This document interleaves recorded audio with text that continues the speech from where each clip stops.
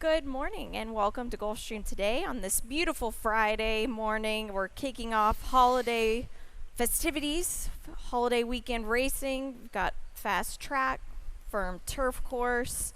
That pick six pool, Brian, is growing exponentially, and it's not so blustery today. 300, not so blustery today. No, the weather's finally turned here in South Florida after a very trying week last week. $300,000 in the gross jackpot guarantee in the Rainbow Six today. It starts in race 4 on this 9-race card.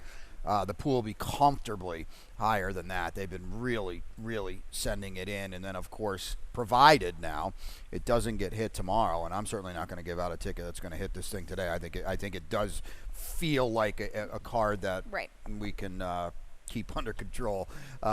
Tomorrow is going to be a mandatory day, and I think that's going to be huge. My money's on $3 million tomorrow, provided it goes through. Yeah. But we're forecasting at least 2. They've been betting huge. The only kind of game in town tomorrow as well. So a lot to look forward to. If you haven't seen the past performances yet of what's going on tomorrow, 4 stakes races, 2 graded stakes races. And the Derby and the Oaks on the turf for the 3-year-olds are phenomenal betting races. We're going to see Cairo Consort schooling again today. I think in between race 3 and 4, we'll show you her on the big screen. She's gearing up for Todd Pletcher. We showed her yesterday as well. Very exciting weekend here. Yep, it is. You took the words right out of my mouth. But starting things off today, the early pick 5, it was a huge payoff yesterday, and it was a tricky sequence. Sure was. You've got the ticket today. I do have the ticket today. This is not going to be a huge payoff today if I can hit it, and you can punch this several times if you want. Go. I mean, I like I said, I did not think this was a card that you have to go crazy with. I'm thinking it's going to be a formful kind of day here at Gulfstream Park. We see how sometimes that works out, but to be determined. Race number 2, I do go 3 deep in there. I'm down inside Exercise of Power. We'll show you the replay there. Jimmy Toner second out. You know how I love Jimmy's barn. Race number 3, the 6 is on top for me. Steel Racer, Marty Drexler. Good to see him down in the entry box here. He's going to win a lot of races this championship meet. Test Factor is a very logical single, especially now with his stablemate Junction Road scratching out, and that is the 6. And then in race number 5, the 2, Founders Day, is my best bet of the day on the turf, back with Bobby Hess Jr. So I think I get a little leg up on the betting public there with the single at the end. Some people might spread a little deeper in that race, but always single your best bet. Yes, you do indeed. Punch it a few times, like Brian said. And the opener, it's a maiden $12,500 level, 1.70 yards on the Tapeta. We lose the 3 horse here, who I thought was going to be a pretty big player. Did you always have the 2 on top? Yeah, I had the 3 and 4, so everything's status quo for me. I've got nothing clever to add here with Battle of Dover is 8-5 on the morning line, and I don't want to tell you. Well, okay, I'm glad you're at least putting the 4 in there, Jake's affection. But Battle of Dover on the drop, ran okay on the Tapeta last time. Jack Sisterson, everything he's been sending out has run well, and it's kind of an auto default pick for me. Yeah. In Pirate Radio, this horse is getting back to 2 turns here, and this was a smart claim by Jose D'Angelo and Bruno Schickendoss. But DJ Stables had the horse before, and they're not afraid to run one in a level that you want to take him, go ahead. Right. And they're putting him back in the same type of level, maybe a notch below, especially with this field, and just looks logical. Yeah, it looks logical. I mean, didn't do any running last time at all at 5, but now Jose's going to stretch out to about 8.5 here, so you could maybe get a wake up here. Yeah, you could. And you've got the 7 in the mix, too. First-time starter, farm works. We'll talk about Jake's affections. Got the G in the circles at the appeal there. Because yes. Okay. First time going. Big time. Yeah, that was on a very strong effort last time, but it is what it is, and now he's gelded, and I think that'll help too. Yeah, should wake him up a little bit. You would hope so. Race number 2, it kicks off the early pick 4, first grass race of the day, 5 furlongs on that firm turf course. I've got the early pick 4. We'll take a quick look at that here. You see my single there in race number 3, the 1, Lucky Peridot. I think this horse looks pretty tough here today. Race 4, I do have the 6 on top. I do scratch into this horse. I lost my top pick out of that spot there. And in race number 5, the 1, Flying Black, looks like she'll be very, very tough. But it also could be one of those races where something sneaky could happen. So good for you. You've got the single there to anchor your ticket. But I felt like this race, Brian, was a tough one. Yeah, I think if you're really spreading in the sequence, this is probably it, right? Yeah. You know, we've got the proven form of Alexis Zorba. I'm not necessarily sure she's too interested in winning a race. Bear, you can talk about in a second. But let's just bring up the replay of Exercise of Power. This is Jimmy Toner. Okay, this is at our sister track at Laurel. Joe Allen Homebred. You know the colors so well. We're down on the inside. Samantha, I don't know where this horse is going to finish, but this is certainly not helping anything. Okay, you're gonna, whoop, right here, going to drop back, and you have no chance. To his credit, an Empire Maker colt here, now out of a Galileo mare, so maybe this is still way too sharp for him. He's going to end up finishing third, 2 1/4 lengths behind. It's a pretty big effort, all things considered. You know, first-time starters, if this happens, a lot of them can call it a day, but he didn't do that at all. And Jorge Ruiz was aboard that day. He's back here. He does such a good job with Jimmy and Joe Allen's runners. I would expect a big move forward from this horse today. With that being said, he needs to, because this is the big leagues today, and he's facing much better horses. Yeah, he is. And what I like about him is he tries really hard. Yeah. He's a handy little guy. Right. There's a work of him on XBTV, and he's working with a horse that looks like could eat him for breakfast. Yeah. He's just a little thing. And for the rail draw, that's fine with me. Maybe, as you mentioned, that the breeding, maybe just because of his size, they figure let's just leave him short right here. But we know Jorge Ruiz, he's one that can work out a trip from the one hole. Yeah, if you're not in the loop with him, and he comes down here and has success every championship meet, he's a very good jockey in general. He rides the turf as good as anyone. Yeah, he does. Well, the 4 Bear for me, this horse ran really well last time and was in a very small opening on the rail the whole race. And they're putting the blinkers on. He looks like he'll travel nicely on the turf, and that's what I'm hoping for here. You know, Joe Orsino's not going to win first out, and this horse didn't have a trip first out. He dueled and tired predictably, but he ran very well second out. Now the blinkers and the turf, you know, it's in there. It is. What do you do with the what do you do with the 10? I wanted to make him favor, and I said I don't know. He's got no works past 4 furlongs. I had no idea what to make of him. It's Todd Pletcher, it's Irad. You know they're going to bet this horse. I don't know. Yeah, the dam was pretty solid on the grass, but I don't know what to make of him either. Again, going in blind, there are no works on this horse, and he's making his first start as a 3-year-old. Post position, even though you are a 3-year-old, still isn't always ideal. No. So I don't trust the horse at all. No, I don't either, and he's way out there, like you said. And Alexis Zorba was 65 cents on the dollar at Belmont at Aqueduct, albeit for Chad Brown, but Mike Maker takes over, and that's not a bad thing either. So you're going to know where she is. She's got a lot of speed. Yeah, and she didn't just throw in the towel in that last effort either. No, and those are 2 very fast races back from the layoff, too. Yeah, they are. So we'll see. It's a very tricky race and a good one to get things going in that early pick 4 race. Number 3 here. This is State Bred fillies going a mile on the fast main track, that 1-turn mile, and it's a field of 6 here. Condensed field, but a good one. We just have our exacta reverse. You take it away with the 6 Steel Racer coming off a win at Churchill. Well, it's Marty Drexler. We know the Churchill runners have a lot of class to them. You know, on the whole, basically, we do rise in class, but this is Marty now, and this horse is not in for a tag. I think that's significant. And Lucky Peridot, I mean, I know she's run well on the dirt, but it's been a minute since she's been on the surface. And Luis Saez jumps aboard Steel Racer, so you know Marty is going to win a lot of races down here this winter. And Florida bred, which exactly. helps as well. Let's look at a stat for Lucky Peridot, because this is Jorge Delgado, Tapeta to the dirt here. Look at this. Yeah, not great, but not great. No, not small terrible. Sample. Small sample. Not good, not bad. Very high percentage barn that is firing. We've got Irad here. They're going to bet this horse. There's no doubt about it.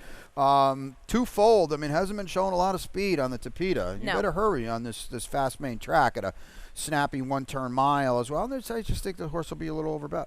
Yeah, that's for sure. I think the 1 and the 6 probably both will, but you could probably lock up the race with this. You've got the 2 hits different in the mix, but what do you get? First time dirt. First time dirt. You have no idea is what you get, but I agree with you wholeheartedly. I mean, I think you're supposed to get through this race with the 1 or the 6. Supposed to. Race number 4, it actually will come back in a minute for race number 4, because we got the Rainbow 6, $300,000, and that gross jackpot guaranteed. Saturday's mandatory. We'll be right back. And they're off in the Pegasus World Cup. They're off in the Fountain of Youth Stakes.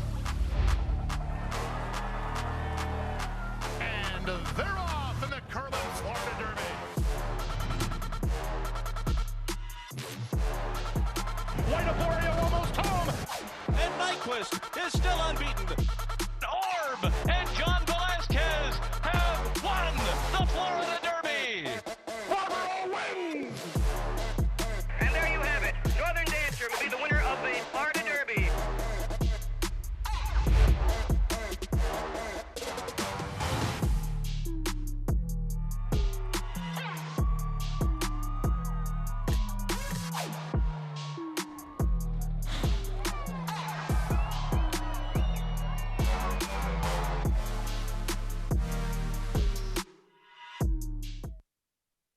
It's tradition.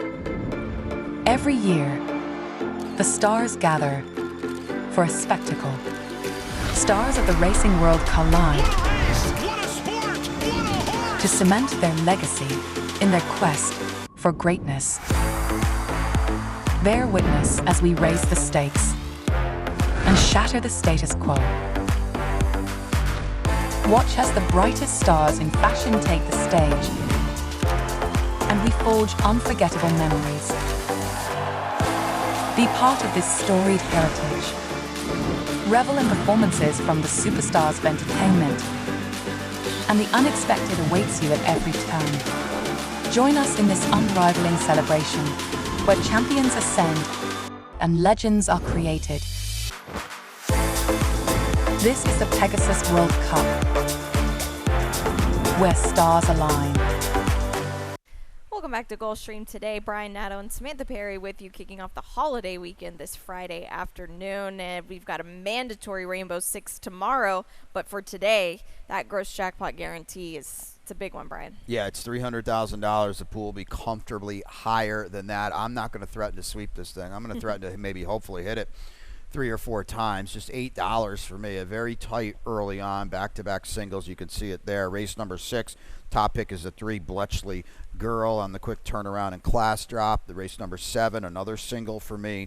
That is dynamic one. Looking forward to seeing that Grade 1 winner back here for Todd Pletcher. Grade 2 winner, I should say. And then there it's finally we get a little expansive in the late doubles, Samantha. And I would never advocate a 4x5 late double, but in a sequence like this, we can play it. And we'll go with the number 1 Stride for Safi. That's a good turf race in race 8. Very competitive, as typically all our turf races are.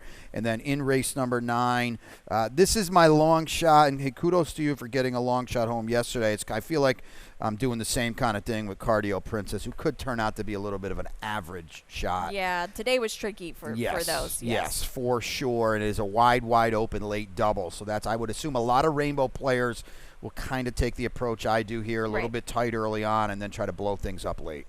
Well, let's get into this race. It's 2-year-old maiden, optional claimers, 5 on the Tapeta. It's a snappy race here. Scratch the 5 and the 8. Yeah. I did lose my average shot here of the 5 Junction Road, but we're both on the 6 Test Factor and Wild Caught. They're coming out of the same race. Let's show the replay because Test Factor ran incredible. Absolutely. And you actually texted me the other day, Junction Road, the stablemate, they worked together the other day. Here's the start. And now to Wild Caught's credit, he had no chance after the start, and he ran on very nicely to be 4th. But the race is really all about how hard Test Factor ran, doing all the dirty work as the inside speed, and Run and Rocket, who you liked that day. Didn't really see it out on turf yesterday, correct? No. But Test Factor ran huge. He's down inside the whole way. I didn't think the rail was a bad spot that day, but that's never easy. No. And he just gets nailed by a nice horse for Brian Lynch. Now today, he goes inside to outside. It's just the old all systems go angle today. Yeah, it really does look like it. He's going to be a very tough competitor here. And Wild Caught, like you said about the break, that was just kind of not that strong. Now, the 4 Super Crunchy, you don't have anywhere. First time gelding, I get this is a bit sharp, but the Presque Isle form has held up. Well, you remember, it might have been last week when you weren't here. He was my best bet one of these days. Okay. That's right. He scratched. But he was in for 35. So it's a positive move. Trombo says, I don't want to risk him for 35. So here he is in a maiden special weight. Value's out the window on everybody now with a couple, horses that were going to be bet out of this race. But you know what? If this horse is sitting up there at 6-1, he's got speed, he's a first-time gelding, you could do worse. I just feel like the problem for anybody, including the one Fulanito who wants to show speed, you got by far the best horse in the race outside of both of them. Yeah, you do. It's going to be a an interesting race. It could be just as easy as the 6, or it could be literally anybody yes. at that point. Now, race number 5, it kicks off the late pick 5 on the grass. I've got a ticket here. We'll take a quick look at this, and if this was a tough sequence for me. I get my partner thinks it's a little bit more than that. In race number 6, my top pick is the 6. Tis Enough. Race 7, I just have the 1 and the 2. I'm tossing Dynamic One today. I don't disagree with that, actually. I'm just gonna toss them. I get it as a prep. I'll wait on him and just go with horses that have a recency edge and are proven.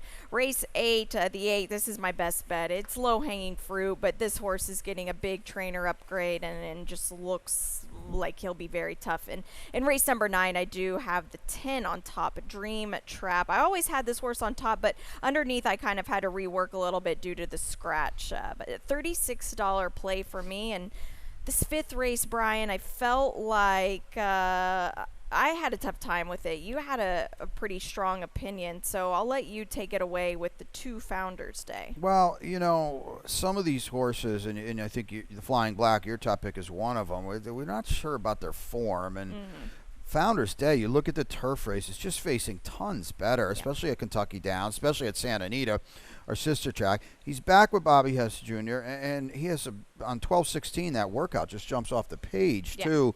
I just kind of feel like he's spotted to score in here. You're not going to get a price on him. Luis Saez is his name. That Bobby doesn't reach out for Luis a lot, but they're 3 for 10 together here at Gulfstream Park. I just kind of feel like it's go time today with Founders Day to get a win. Yeah, and I was kind of surprised that she's only had 1 win on the grass, because her form looks so much better on the grass than it does. I don't know, maybe it was the level she was running. I think it's a competition. Yeah, that can make a really big difference. Now, the 3 Lady Nikita, you'll have to talk me into this horse here. Well, it's got the big figure at Canterbury. All those figures actually are fit with a group like this. Right. She's coming out of live races as well. I think that's a positive. This barn has been doing pretty good too. Amicio's been riding the live horses for the barn. So I just feel like she kind of fits with a group like this. Talk about the 1. I don't really like her on turf. I mean, she's 4 for 24 too. I think that this is a good chance for her to kind of get confused a little bit and try something different. Okay. The barn, if you're not familiar, we talk about Victor Barboza a lot, and he's got a live one tomorrow in the Mr. Prospector. But I will say that he's sharp with these moves, and he claims this mare, and she's 5, and goes straight to the turf with her again.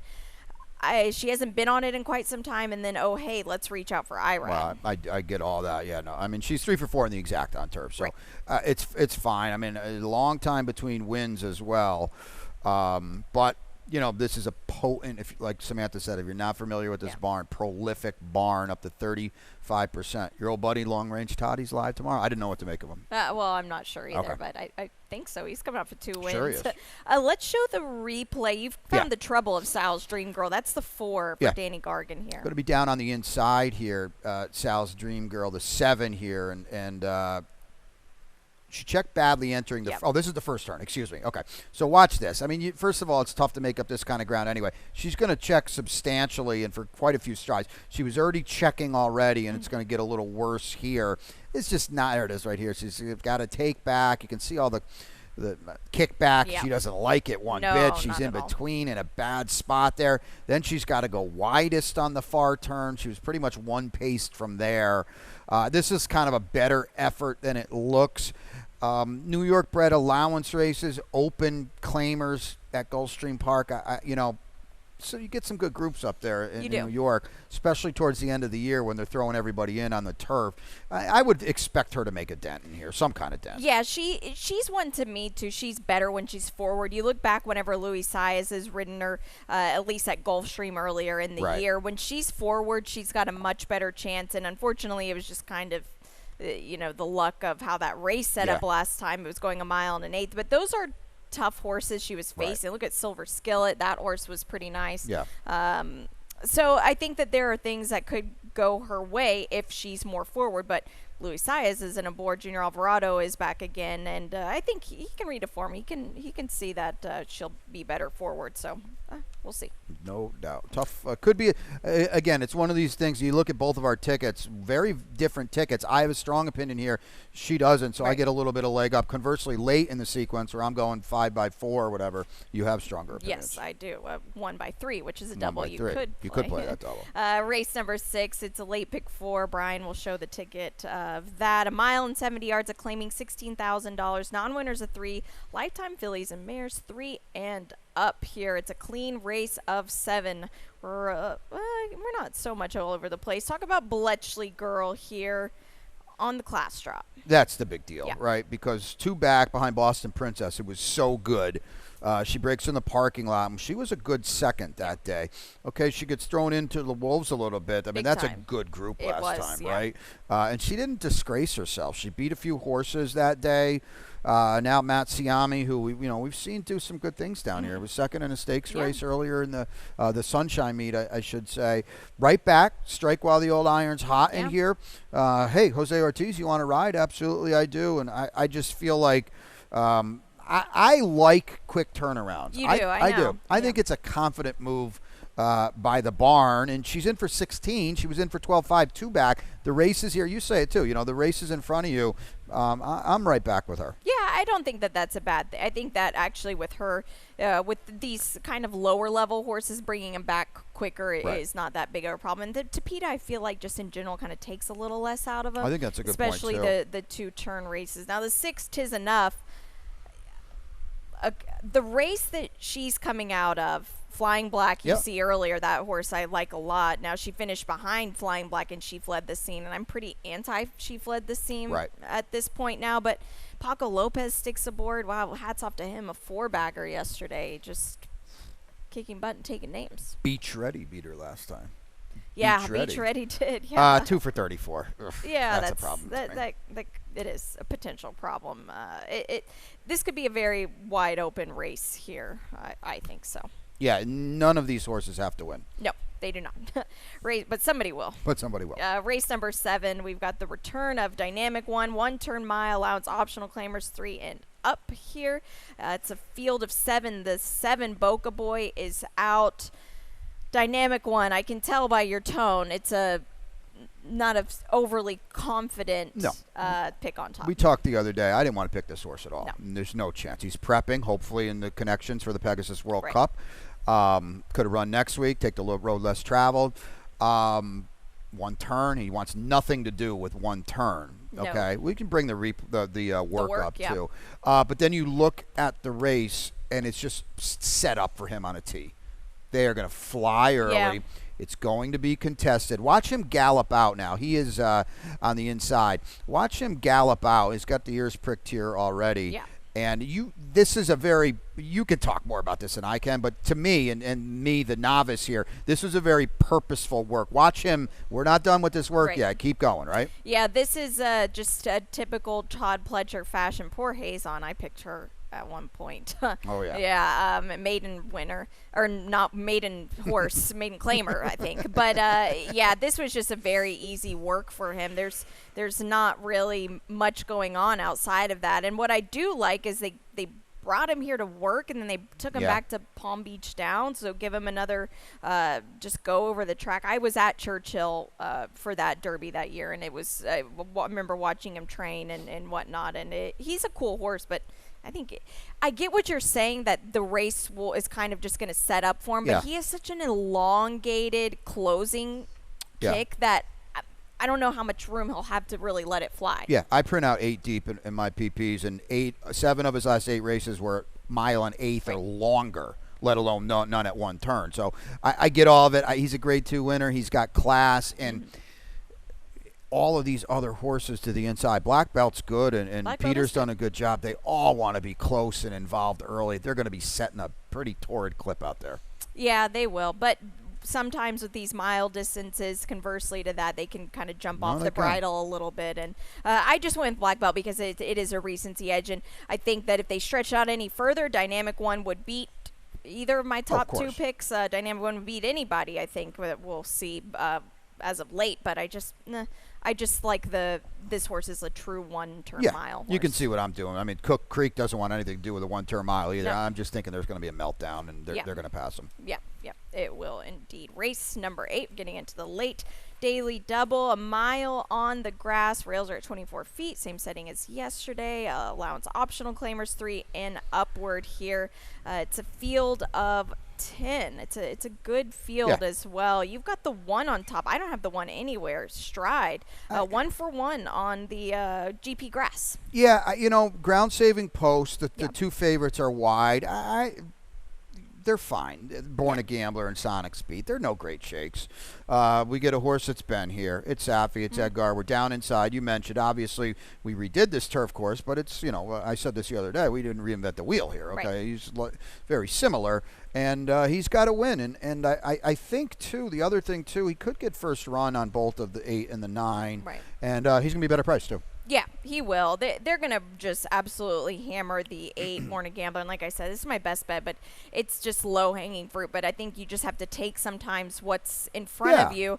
This is a big trainer switch, and you look at the form. Mike Makers had this horse in the past. Those were strong races at Saratoga, and the turf course was all sorts of something during the summer there. So I think the fact that Irad Ortiz is going to get on, and he's ridden this horse before, this is a good sign. Yeah, they're going to bet this horse. Roddy Valente puts all his horses in good spots. Right.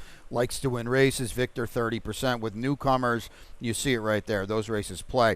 Now, with that being said, let's look at Sonic Speed, who ran very well last time. And he's not going to blink at Born a Gambler because he's coming out of a similar kind of race. A starter at Aqueduct, Belmont at Aqueduct on October 13th. He's been freshened up. The fact that Tom Morley brings him here, look at this down inside. This is, those Zilla colors down there. It's a tough trip here. He didn't have a clean go of it down on the inside. I like the job Tom Morley does. And now you see this horse finally get out. And he's running on with plenty of interest.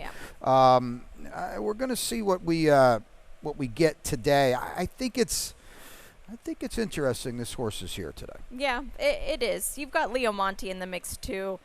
Greg Sacco, Jersey man through and through. Paco Lopez rides a lot for him. This horse is coming from Tampa, but in much weaker field, I should say. You know what the ironic thing about the 2 Monmouth horses, and I'm lumping Leo Monte in along with Jester's Honor, they both have the same running style. They do. So they're going to be fighting, trying to get position and getting on the lead, and it could help everybody but those 2. Right, exactly. And 2 Jersey breds in this race, too, which is always a fun time. Race number 9, the finale on this Friday afternoon. 1 mile and 70 yards on the Tapeta, claiming $16,000. Non-winners of 2.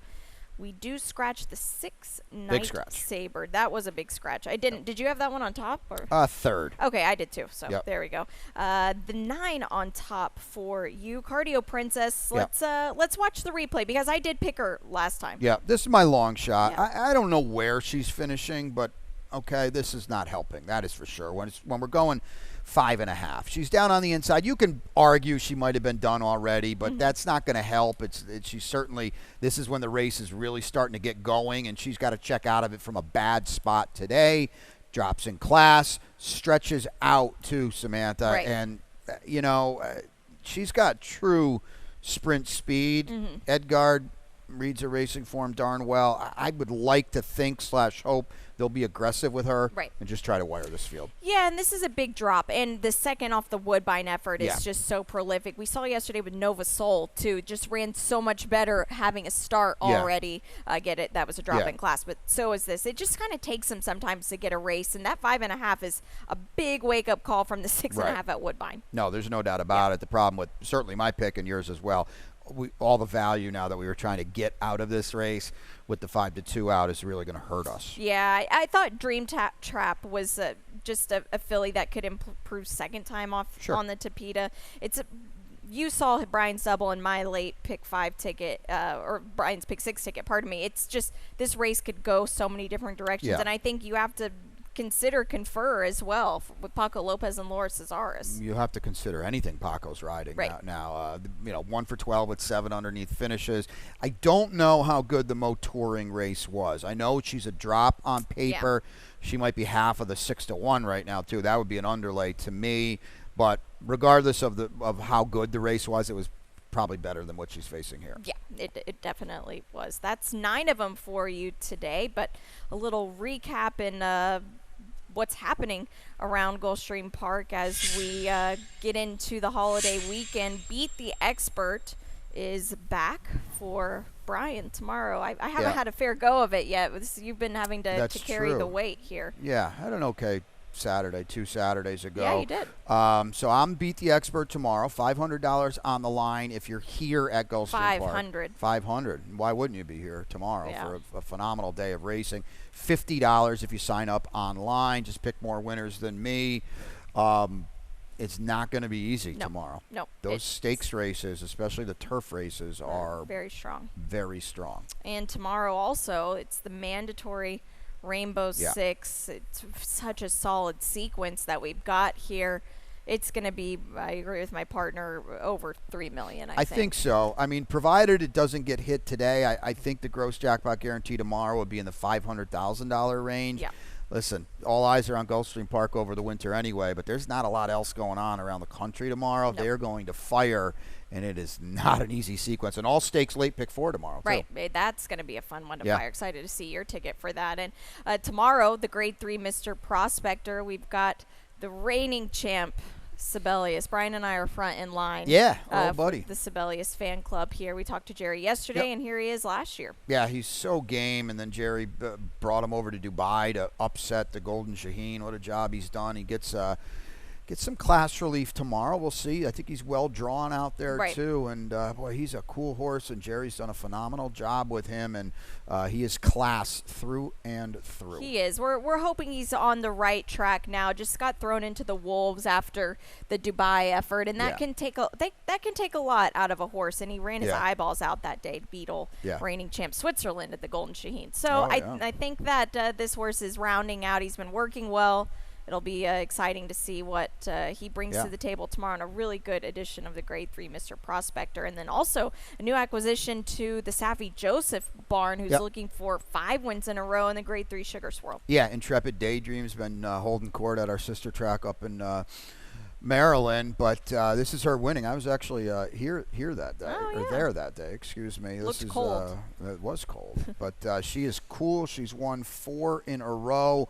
I talked to Safi yesterday. We'll play that tomorrow. And, he's just getting kind of acclimated to Intrepid Daydream as well. But, boy, she is all racehorse. And she looks it. She sure does look it. Yeah, that was a smart purchase there, and excited to see what she brings to the Sugar Swirl tomorrow. Your best bet today?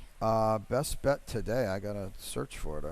The Founders Day. That's right. On the turf. Key race, too, because it ends the early 5 and early 4. Smack dab in the middle of all the late ones as well. I've got kind of an average shot here with Born a Gambler. Sorry, Mom and Dad, I was. You were. Yeah. We both were. Yes.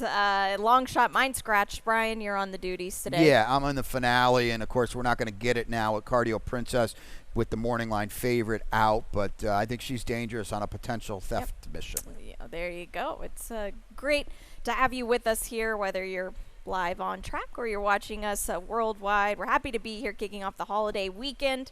We'll send it upstairs, Pete Aiel, in just a few minutes to give you the scratches. Not much to do, and the changes on the card. Have a great day.